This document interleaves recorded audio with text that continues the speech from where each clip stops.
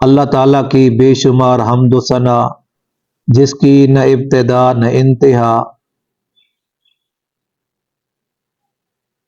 جو ساری کائنات کا خالق ہے، مالک ہے، رازق ہے، ساری کائنات کی تدبیریں کرنے والا ایک اکیلا اللہ ہے۔ ارض و سما بنائے اس نے اپنی معرفت اور اپنی پہچان کے لیے۔ مخلوقات ساری کی ساری اللہ تعالیٰ کی مانتی ہے، سوا انس اور جن کے۔ باقی جتنی مخلوقات ہے وہ ساری کی ساری اللہ کی وحدانیت کو بھی مانتی ہے، زبان حال یا زبان کال سے اس کی بندگی بھی کرتی ہے۔ حمد و ثنا کے بعد امام الرسل، سید الرسل، افضل الرسل، خاتم النبیین، سید المرسلین، ساقی کوثر، شافی معشر، حضرت محمد الرسول اللہ صلی اللہ علیہ وسلم کی ذات اقدس اطہر پر ستاروں کی تعداد سے بڑھ کر تحفہ درود و سلام۔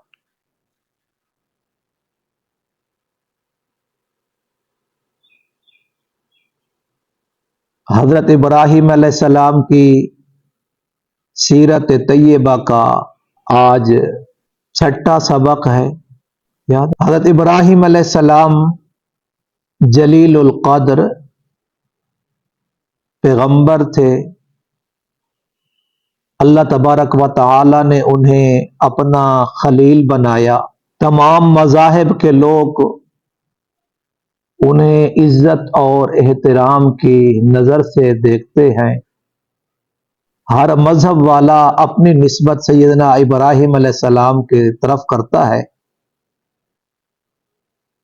یہودی بھی اپنے آپ کو ابراہیمی کہلاتے تھے، عیسائی بھی اپنے آپ کو ابراہیمی کہلاتے تھے، مشرکین مکہ بھی اپنے آپ کو ابراہیمی کہلاتے تھے، ہندو اور موجوسیوں تک وہ بھی اپنے آپ کو ابراہیمی کہلاتے ہیں۔ حضرت ابراہیم علی نبینا علیہ الصلاۃ والسلام کی مقبولیت کی وجوہات میں سے ایک وجہ یہ بھی ہے، انہوں نے اپنا سب کچھ اللہ کے نام پہ قربان کر دیا۔ ایک آدمی چند لمحے کے لیے بھی اپنا تعلق اپنے رب کے ساتھ جوڑ لیتا ہے، دعا کی شکل میں، نماز کی شکل میں، تلاوت کی شکل میں، اور بہت سے اعمال صالحہ ہیں۔ جب وہ اپنے رب کے ساتھ تعلق جوڑتا ہے تو اللہ تبارک و تعالی اسے بھی اپنی معیت اور نگہبانی نصیب فرما دیتا ہے۔ پھر سیدنا ابراہیم علیہ السلام اللہ کی توحید کے لیے، اس ایک کی پرستش کے لیے، اس کی ربوبیت کے لیے جب بیٹے تھے تو اپنے باپ کو چھوڑ دیا، جب باپ بنے تو اللہ کے حکم پر اپنے بیوی بچے کو بواد غیر ذی زرع میں چھوڑ کے آ گئے۔ قرآن کہتے ہیں ابتلا ابراہیم ربہ بکلمات فاتمہن، مختلف حالات سے انہیں گزرنا پڑا، مختلف دشواریوں کا سامنا کرنا پڑا۔ اللہ تبارک و تعالی اپنے کلام مقدس میں سیدنا ابراہیم علی نبینا علیہ الصلاۃ والسلام کا تذکرہ کرتے ہوئے فرماتا ہے وَلَقَدْ آتَيْنَا إِبْرَاهِيمَ رُشْدَهُ مِنْ قَبْلُ، ہم نے سیدنا ابراہیم علیہ السلام کو ان کی شان کے لائق رشد و ہدایت سے نوازا تھا، انہیں ہدایت کا اعلیٰ درجہ نصیب فرمایا تھا، صراط مستقیم کے بھی امام تھے، نبیوں کے بھی امام تھے، اپنے بعد آنے والی نسل کی رشد و ہدایت والوں کے بھی امام تھے۔ اللہ تبارک و تعالی ان کے طور طریقوں کو ایک ملت کی شکل عطا فرمائی اور پھر آنے والے نبیوں کو ان کی ملت کا کاربند فرما دیا اور حکم دیا۔ گزشتہ خطبات میں بھی میں نے اس کا تذکرہ کیا کہ آقا صلی اللہ علیہ وسلم خود کہہ رہے ہیں میں بھی ملت ابراہیمی کی پیروی کرنے والا ہوں۔ ابراہیم علیہ السلام نے اپنی جرات کا مظاہرہ کرتے ہوئے، ایمانی غیرت کا ثبوت دیتے ہوئے، باپ اور قوم کو مخاطب کرتے ہوئے فرمایا، قرآن نے اس کو یوں نقل کیا، اذ قال لأبیہ وقومہ ما هذه التماثیل التي انتم لها عاکفون، یہ بے جان مورتیاں کیا چیز ہے جن کی پوجا میں تم لگے ہوئے ہو، یہ کیا ہے؟ واٹ از دس؟ اللہ نے تمہیں عقل دی، فکر کرتے ہو، سوچ و بچار کرتے ہو، نشیب و فراز کو سمجھتے ہو، کھانے پینے کے لیے اچھی اشیاء اپنے لیے پسند کرتے ہو، لیکن جب عبادت کا معاملہ آیا، اس رب کی ربوبیت کا معاملہ آیا، اس کی خالقیت، مالکیت اور توحید کا معاملہ آیا تو تم بے عقلی کا مظاہرہ کر رہے ہو۔ ما هذه التماثیل، یہ خود ساختہ مورتیاں جن کے سامنے تم جھکے ہوئے ہو، یہ تمہاری من گھڑت چیزیں ہیں، تم نے خود انہیں تراشا ہے، خود انہیں بنایا ہے، خود انہیں کھڑا کرتے ہو، خود انہیں لٹکاتے ہو، پھر ان کے آگے تو قوم لاجواب ہو گئی، کیا کہنے لگی، وجدنا آباءنا لہا عابدین، اپنے آبا و اجداد کو اسی طرح کرتے ہوئے دیکھا۔ تو ابراہیم علیہ السلام نے کہا یہ تمہاری اندھی تقلید تمہیں سوچ بچار پہ مجبور نہیں کرتی، یہ تو کوئی دلیل نہیں ہے، تم جو ان کی پوجا پاٹ میں لگے ہوئے ہو۔ قال لقد کنتم انتم وآباؤکم فی ضلال مبین، تم بھی اور تمہارے باپ دادا بھی کھلی گمراہی میں تھے۔ تو قوم کہنے لگی اجئتنا بالحق، تم واقعی حقیقتاً بات کر رہے ہو، اب انت من اللاعبین، یہ ہمارے ساتھ مزاح کر رہے ہو۔ تو پھر ابراہیم علیہ السلام نے اپنے رب کا تعارف کرایا۔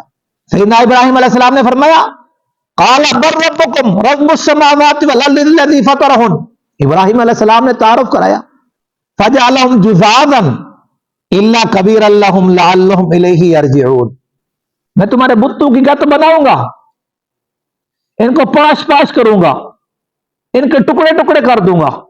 اور چنانچہ ایک موقع آیا جس کا گزشتہ خطبہ میں عرض کیا تھا، سب کے ٹکڑے ٹکڑے کر دیے، الا کبیرن، کلہاڑی اس کے ساتھ رکھ دی، لعلہم الیہ یرجعون، تاکہ وہ آئیں گے، اس کی طرف رجوع کریں گے۔ بے حس بے حرکت چیزوں کی پوجا کی جا رہی ہے، یہ واپس پلٹیں گے، میں ان بتوں کی گت بناؤں گا، پھر یا تو سمجھ جائیں گے اور لوٹ آئیں گے، مگر نہ میں ان کو پھر اللہ کی توحید کی طرف پھر بلاؤں گا۔ اور جیسے ہی قوم آئی اور کہا پوچھو ان سے، تو قوم کیا کہتی ہے، لقد علمت ما هؤلاء ينطقون، آپ کو تو پتہ ہے یہ بولتے نہیں ہیں۔ تو سیدنا ابراہیم علیہ السلام نے کیا فرمایا، افتعبدون من دون اللہ ما لا ينفعكم شيئا ولا يضركم اف لكم ولما تعبدون من دون اللہ افلا تعقلون، یہ نہ کھا سکتے ہیں نہ پی سکتے ہیں، حتیٰ کہ ایسے ایسے بت بھی ایسی ایسی جگہوں پہ کھڑے ہوتے، کتا اس پہ موت جاتا تو اس کی حفاظت نہ کر سکتے۔ اور خود ایک صحابی کا تذکرہ آتا ہے، اس سے پوچھا بھی تمہارے اسلام لانے کی کیا وجہ ہے، اس نے کہا میرے اسلام لانے کی وجہ بت ہے۔ تو دوسرے صحابہ نے کہا بت کی وجہ سے اسلام لایا ہو؟ انہوں نے کہا ہاں۔ انہوں نے کہا بت کی وجہ سے شرک ہوتا ہے؟ فرمایا نہیں، میں تو بت کی وجہ سے اسلام لایا۔ انہوں نے کہا وہ کیسے؟ انہوں نے کہا میں سفر پہ جا رہا تھا، میں نے اپنے بت کو ایک اونچی جگہ پہ رکھا اور میں خود کام کے لیے نکلا، جب واپس آیا تو کوئی جانور اس پہ موت رہا ہے، میں نے کہا جو اپنی حفاظت نہیں کر سکتا وہ میری کیا فرق کرے گا، میں نے اس وقت اس کو پھینک دیا اور پیارے آقا صلی اللہ علیہ وسلم کی خدمت میں حاضر ہوا اور ایمان لے آئے اور اسلام قبول کر لیا۔ तुम्हें अपनी मर्जी से उन पे चढ़ावे चढ़ाते हो, उनकी निगहदाश्त करते हो, उनकी हिफाजत करते हो, ये तुम्हारे कैसे माबूद है? मेरा रब रब्बुस समावाति वल अर्द अल्लज़ी फतरहुन, आसमान और जमीन का मालिक भी है, बनाने वाला भी है, चलाने वाला भी है। न बनाने में किसी का मोहताज, न चलाने में किसी का मोहताज, न वो थकता है न वो भटकता है। मा कान रब्बुका नसिया, अल्लाह अपने कलाम मुकद्दस में फरमाता है, ऐ मेरे पैगंबर आप ऐलान कर दें, तेरा रब भूल से पाक है, चूक से पाक है, गफलत से पाक है। वो हर आन हर घड़ी अपने बंदों को देख भी रहा है, उनके इरादे को भी समझ रहा है। और हदीस कुदसी में अल्लाह कहता है, तुम्हारे अगले पिछले छोटे बड़े बूढ़े जवान मर्द औरतें जिन्न और इंस कामो फी सईद वाहिद, एक ही मैदान में जमा हो जाओ। सुम्मा सालूनी, फिर सारे के सारे मांगो, अपनी अपनी चॉइस के मुताबिक मांगो, आता ही तो मैं तुम सबका चाह पूरा कर दूं। मा नक़सा, मेरे खजाने में इतनी भी कमी नहीं आएगी जितना समंदर के अंदर सुई डबो के निकालने से समंदर में कमी आती है, मेरे खजानों में इतनी भी कमी नहीं आएगी। इतने खजानों वाला उस एक अल्लाह को छोड़कर तुम किन की परस्तिश में लगे हुए? ये अल्लाह का शुक्र अदा किया करे। अल्लाह ने अपनी तौहीद की मार्फत नसीब फरमाई है और अपने सामने सजदा रेज होने की तौफीक बख्शी है, और शिरक से अल्लाह ने महफूज रखा है।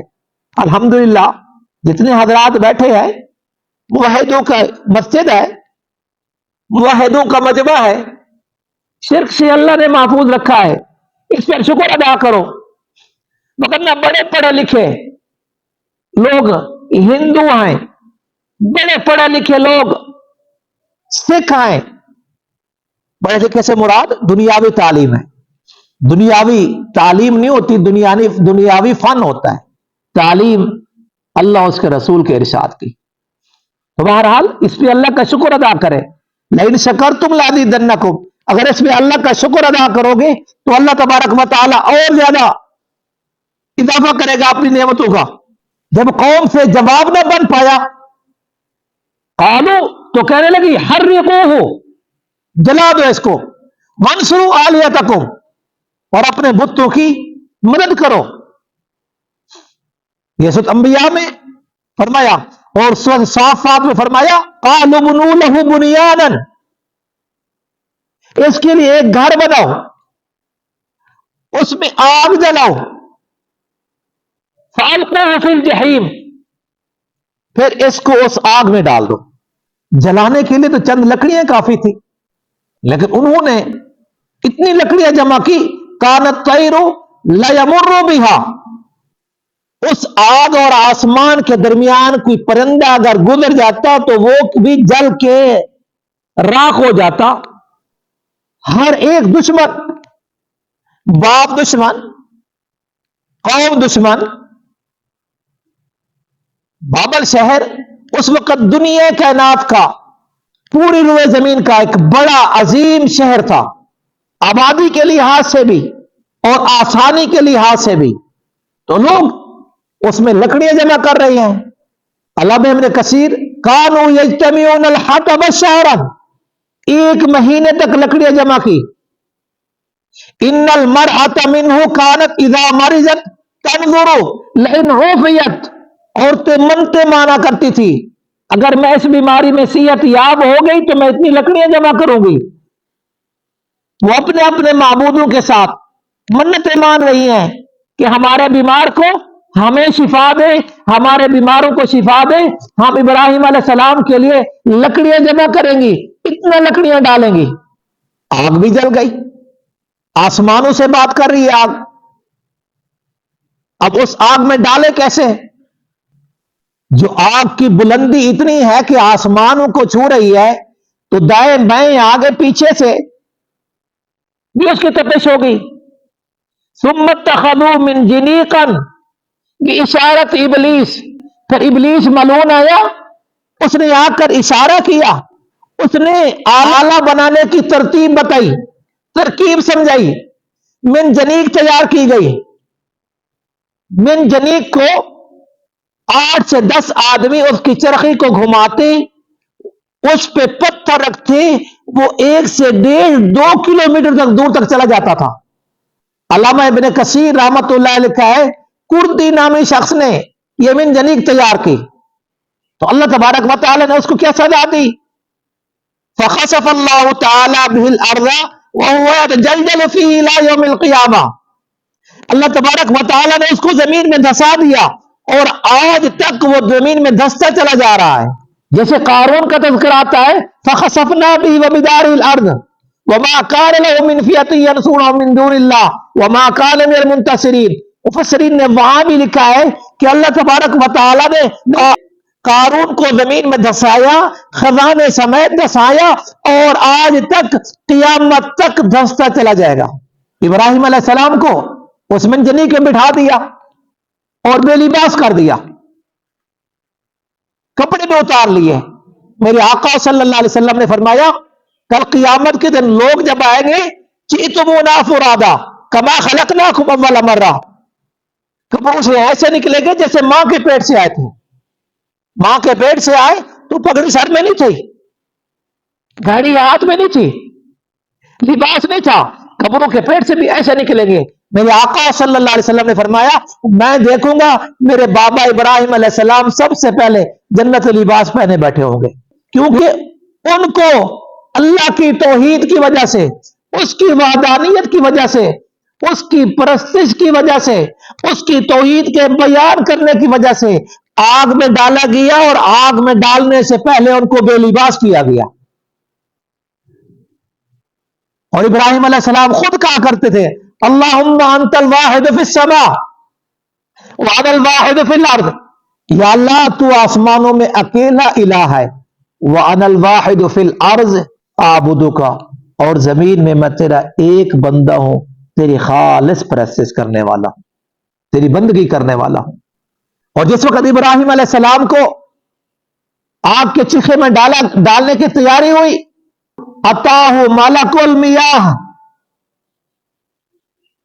एक फरिश्ता आया और कहने लगा, अगर आपकी इजाजत हो तो मैं आग को बुझा सकता हूं। अल्लाह ने पानी और बारिश की ड्यूटी मेरे जिम्मे लगाई हुई है, मैं इस पे बारिश बरसाकर इसको बुझा दूं। वाताहु खाज़िनुर रीह, फिर एक और फरिश्ता आया, उसने कहा, अल्लाह ने हवा को मेरे सुपुर्द कर रखा है, हवा का खजाना मेरे हवाले है, अगर आप चाहें तो मैं हवा चला के इस आग को बिखेर सकता हूं, फिजा में ले जा सकता हूं, इस आग के जरिए आपके दुश्मनों के घरों को जला सकता हूं। इब्राहिम अलैहिस्सलाम ने क्या फरमाया?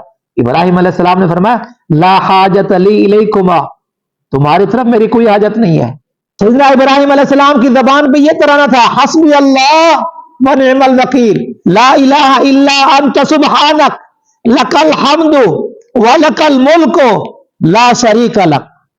मेरे लिए मेरा अल्लाह काफी है, वो बेहतरीन कारसाज है, उसके सिवा कोई माबूद नहीं, वो पाक वाला है, वो भूल से पाक है, वो मुझे देख रहा है, सारा मुल्क मिल्क उसी का है, उसका कोई शरीक नहीं। मौत सामने है, आग आसमानों से बातें कर रही है, लेकिन उस वक्त अल्लाह की तौहीद और तकदीस का नारा लगाना, यह भी इब्राहिम अलैहिस्सलाम की जुर्रत ईमानी थी, इब्राहिम अलैहिस्सलाम का कमाल था। इब्राहिम अलैहिस्सलाम ने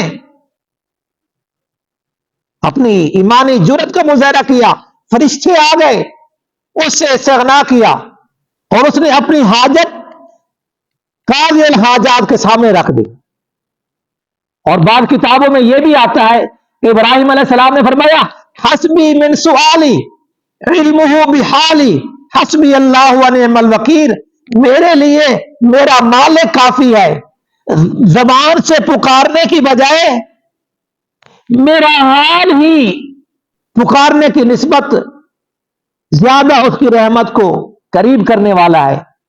मैं हर एक से हटकट के हनीफ हूं, हर एक से हटकट कर कि अल्लाह तबारक व तआला की तरफ मुतवज्जे हूं।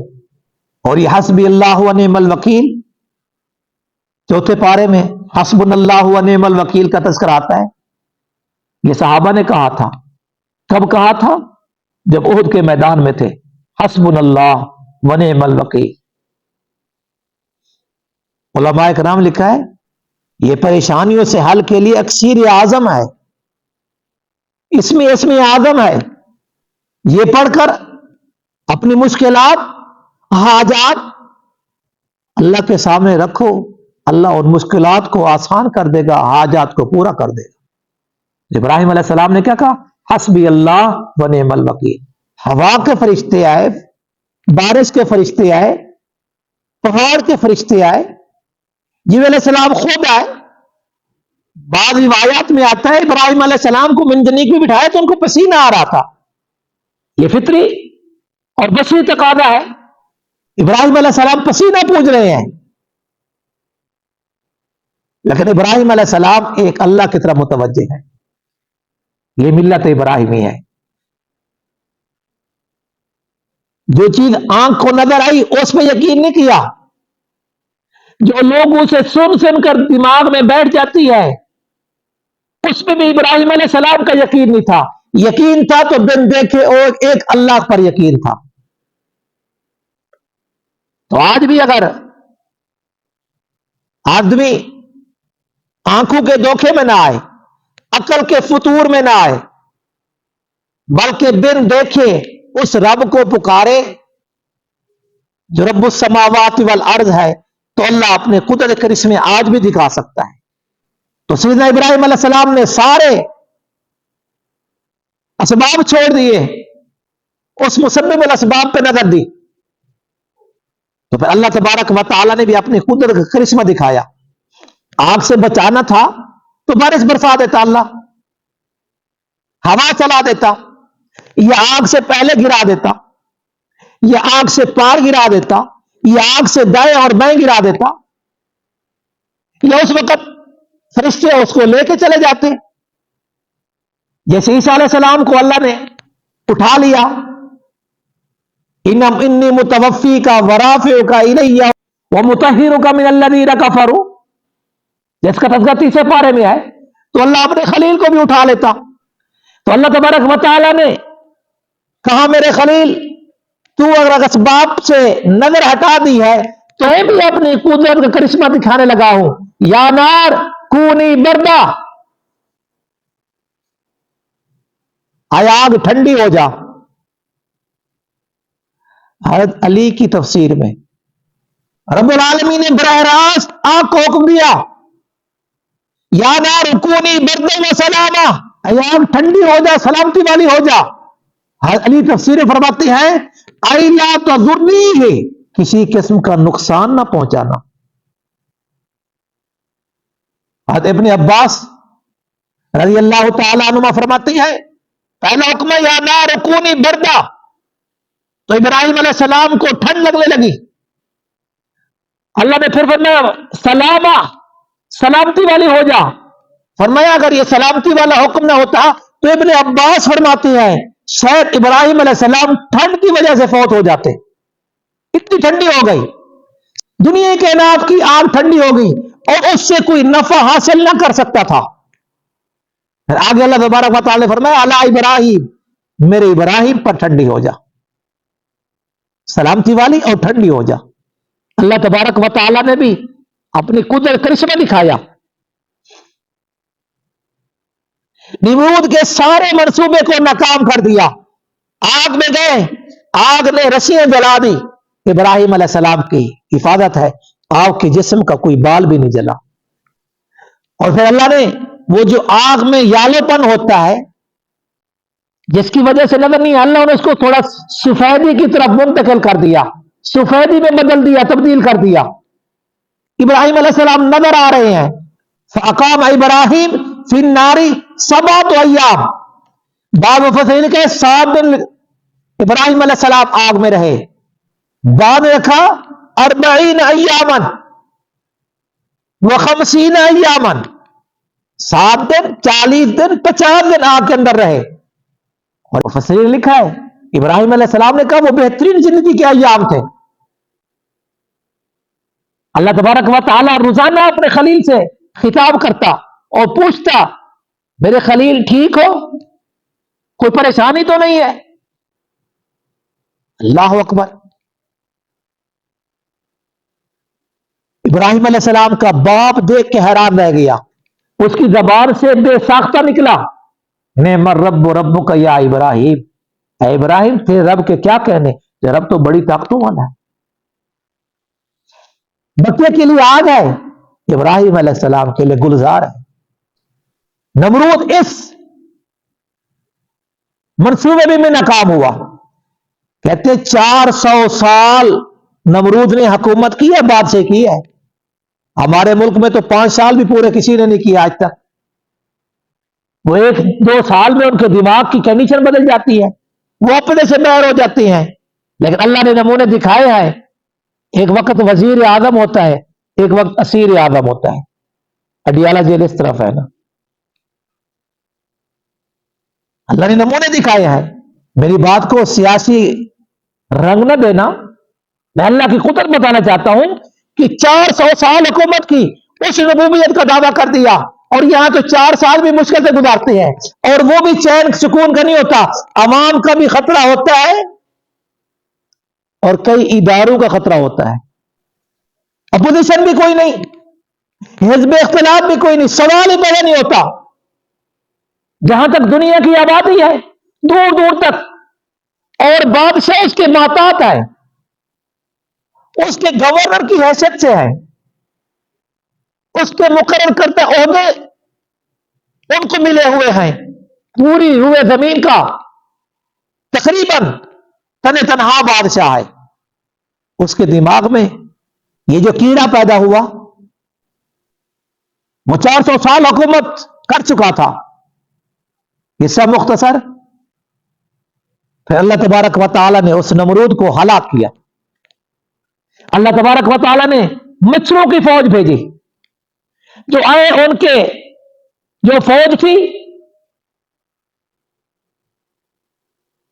ان کا چمڑا، اس کا گوشت، ان کا خون چوس لیا، ہڈیوں کے ڈھانچے چھوڑ دیے، اور ایک مچھر اس کے ناک میں گھس گیا، اور بعض کتاب میں لکھا ہے وہ چھینک مارتا تو وہ نکل آتا وہ مچھر، پھر دوبارہ چلا جاتا۔ اور اللہ تعالیٰ نے فرمایا تیرے یہی ٹھکانہ ہے، اور آنے والے آتے رب سمجھ کے آتے، حاجتیں پوری کرانے آتے، تو نمرود کیا کہتا، پہلے میرے سر پہ جوتے مارو، وہ 4-6 جوتے مارتے، وہ حاجتیں پوری کراتا، تو وہ جب جوتے لگتے، اللہ کا ارادہ تھا، اللہ کی مشیت تھی، اللہ کی مرضی تھی، وہ مچھر کو آڑ لیتا، وہ سکون کر لیتا۔ پھر مچھر حرکت کرتا، اس کے دماغ میں تکلیف ہوتی۔ تو بہرحال یہ تفسیری روایات ہے، تو اللہ تبارک و تعالی نے آگ کو براہ راست حکم دیا۔ اللہ تبارک و تعالی کہتے ہیں وَأَرَادُوا بِهِ كَيْدًا، ابراہیم علیہ السلام کو جلا دینے کا جو برا ارادہ کیا تھا، فَجَعَلْنَاهُمُ الْأَخْسَرِينَ، ہم نے ان کو خسارہ اٹھانے والا بنا دیا، ان کو ناکام کر دیا۔ وَنَجَّيْنَاهُ وَلُوطًا إِلَى الْأَرْضِ الَّتِي بَارَكْنَا فِيهَا لِلْعَالَمِينَ، اللہ تعالیٰ کہتے ہیں ہم نے ابراہیم علیہ السلام اور آپ کے بھتیجے لوط علیہ السلام کو نجات دی۔ لوط علیہ السلام ہاران کے بیٹے تھے، ہاران ابراہیم علیہ السلام کے سگے بھائی تھے، اس کا تذکرہ پیچھے کر چکا ہوں۔ ابراہیم علیہ السلام پر لوط علیہ السلام بھی ایمان لے آئے تھے، اور آپ کی چچا زاد حضرت سارہ وہ بھی ایمان لے آئی تھی، اور بعض روایتوں میں آتا ہے کچھ اور لوگ بھی ایمان لے آئے۔ اللہ تبارک و تعالی نے تذکرہ کیا، اللہ تعالیٰ نے فرمایا وَنَجَّيْنَاهُ وَلُوطًا إِلَى الْأَرْضِ الَّتِي بَارَكْنَا فِيهَا لِلْعَالَمِينَ، ہم نے ابراہیم علیہ السلام اور آپ کے بھتیجے لوط علیہ السلام کو نجات دی اس سرزمین کی طرف جہاں اللہ نے برکتیں رکھی تھی۔ اس سے مراد شام کی، فلسطین کی سرزمین ہے۔ تو انشاءاللہ پھر ابراہیم علیہ السلام یہاں سے ہجرت کریں گے، ابراہیم علیہ السلام کی ہجرت کا آگے تذکرہ آئے گا، تو انشاءاللہ اس کا بھی تذکرہ کریں گے۔ اللہ تبارک و تعالی آپ کو اور آپ کے بیماروں کو صحت عطا فرمائے، دین دنیا کے لحاظ سے صراط مستقیم نصیب فرمائے۔ اللہ تعالی آپ کو اپنی حفظ و امان نصیب فرمائے۔ اللہ تبارک و تعالی ہمارے ملک والوں کو، ملک والے جو بیرون ہیں، اللہ تبارک و تعالی ان کو بھی اپنی حفظ و امان نصیب فرمائے۔